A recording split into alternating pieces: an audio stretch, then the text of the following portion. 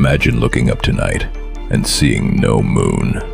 At first, the biggest change would be in Earth's oceans. Lunar tides would become dramatically weaker, although the sun would still create smaller tides. But the deeper consequence would unfold over much longer timescales. This type of Vox-style animation is everywhere right now, but recreating this style manually can get complicated very quickly. So I wanted to test something. Could I take a completely random topic, turn it into a documentary-style story, generate all the visuals, animate those visuals, and put everything together using AI? And more importantly, could I build a workflow simple enough that a beginner could actually follow it? That's exactly what I tested. And here's the key. This isn't one AI tool. It's a complete workflow built around a single master prompt. The prompt can take you from choosing a niche and finding an idea, all the way to researching the story, writing the narration, breaking that narration into visual beats, generating image prompts, creating a universal animation prompt, and even helping with the thumbnail and editing workflow. So instead of figuring out every step yourself, the prompt creates a roadmap for the entire process. And I wanted to see if that roadmap actually worked. So let's test it. I start by copying the entire master prompt and opening a new ChatGPT conversation. I paste everything in, hit send, and let it analyze the instructions. The first thing it does is help us choose a niche. It gives us several options, including documentary, technology, AI, education, entertainment, finance and business, history, space and science, and sports. For this test, I'm going with space and science. I select it, confirm my choice, and the workflow moves to the next stage. Now it gives me 10 video ideas based on that niche. And this is where it gets interesting because I don't have to come up with the story myself. I can simply choose one of the ideas. I'm going with, what if the moon suddenly disappeared?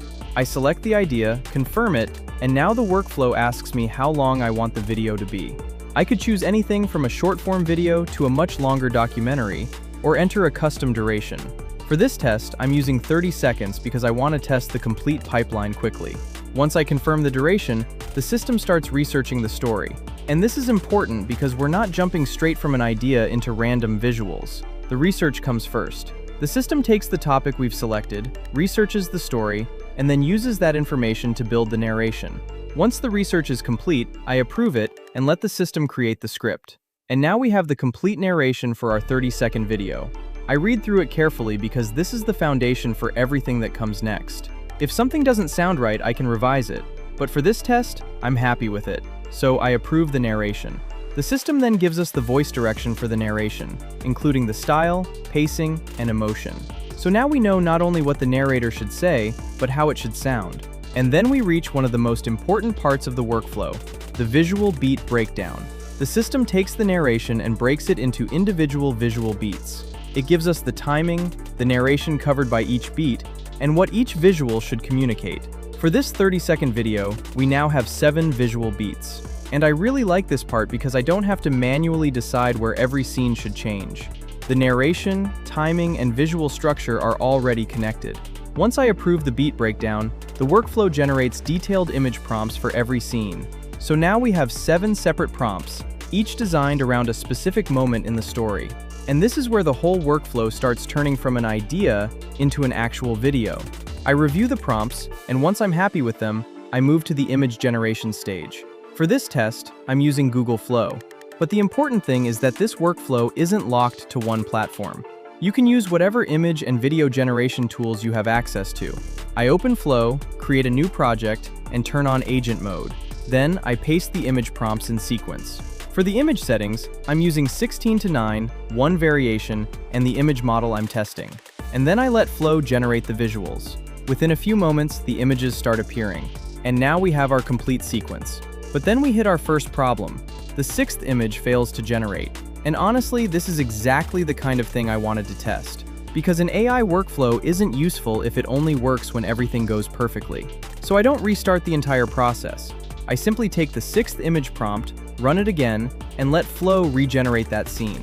And this time, it works. That's something worth remembering if you're doing this yourself. AI generation can fail.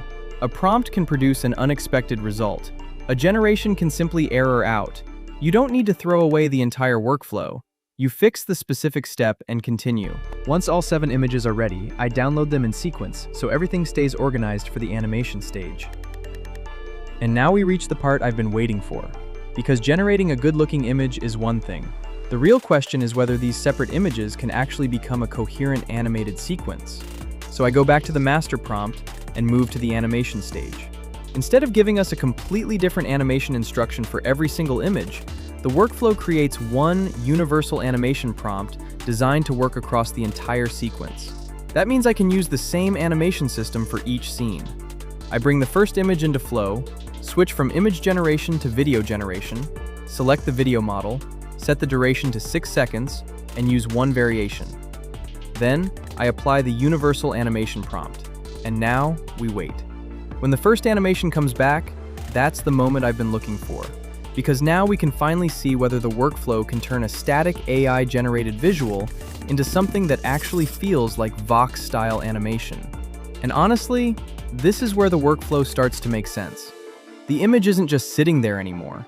It's being turned into an animated scene while keeping the visual structure of the original image. I repeat the same process for the remaining scenes. Image, universal animation prompt, generate. Then the next image, and the next, and the next. Of course, this is still AI generation, so not every result will be perfect. Some generations can fail. Some animations may not follow the prompt exactly. And if you're creating a longer video, you'll obviously need more generations. That's the trade-off with AI generation. The workflow can be systematic, but the output still needs supervision. Once the video clips are ready, I move on to the voiceover. The narration has already been created earlier in the workflow, so I simply take that script into my text-to-speech tool. For this test, I'm using ElevenLabs. I select the voice I want, adjust the delivery to fit the documentary tone, and generate the voiceover. I listen to the result carefully, because the voiceover is what connects all of these individual visuals into one story. Now we have the images, we have the animated clips, and we have the narration. So the final stage is editing. I'm using CapCut for this test, but again, you can use whatever editor you prefer. I import the voiceover and all of the generated clips, keeping everything in the same sequence. I place the narration on the timeline first. Then I place the video clips underneath it. And now I check the pacing. The most important thing here is that the visuals should change when the narration introduces a new idea. Once everything is synced, I can add background music, sound effects, transitions, and any final adjustments that fit the video. And that's it. The entire workflow has now gone from a random idea to a finished animated sequence. But there is still one question. Did it actually work?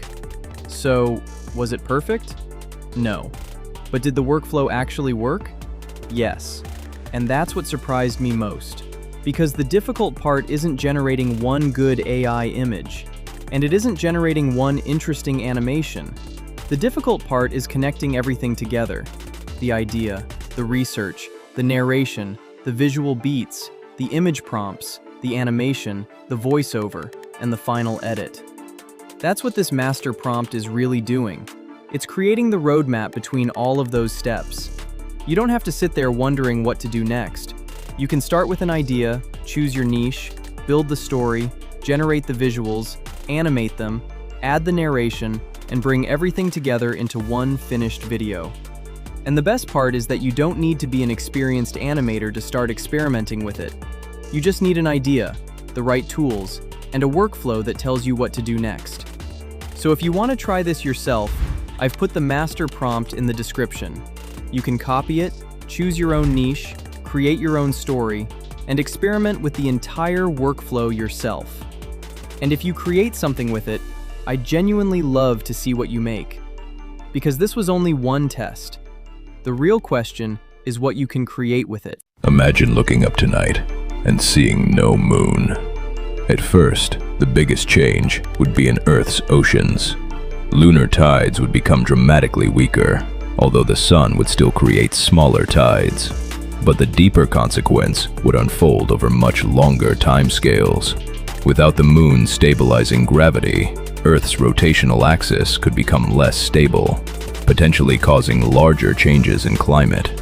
The moon isn't just something in our sky, it helps shape the world beneath our feet.